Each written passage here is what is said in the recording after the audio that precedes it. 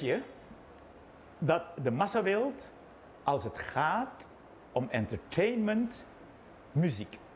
Wat ik denk is dat ze op elke manier even voor dat moment hun stress willen vergeten. En een ieder heeft zijn of haar manier om dat te doen. En het zij dan een modeshow of een beauty pageant of een reggae show of een voetbalwedstrijd. Ze willen altijd helemaal ontspannen zijn als ze weer naar huis gaan. General is dat wat ik denk dat ze eruit willen halen. Wat denk jij zelf? Eigenlijk hetzelfde wat jij zegt. Entertainment is mensen laten genieten. Ja. En ik heb het in mijn vorige vraag even gezegd, give the people what they want.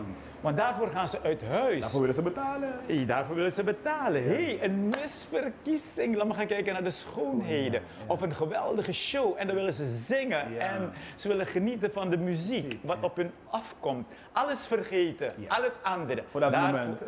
Ja, daarvoor heb ik betaald. Ja. En daarom, ik zeg altijd, wanneer ik in de organisatie zit van een show, die mensen hebben betaald. Je moet ze entertainen. Je moet ze bezighouden, je moet ze laten lachen. Begrijp je? En daar moet je ook rekening mee houden. Die mensen zijn hier gekomen om reggae te horen. Ik moet het in die sfeer brengen.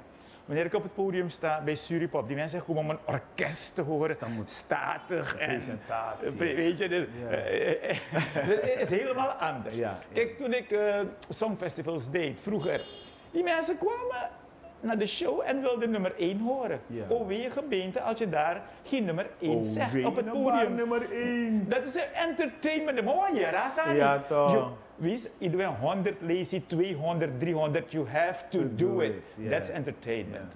Yeah. This is another Supreme production. Supreme TV.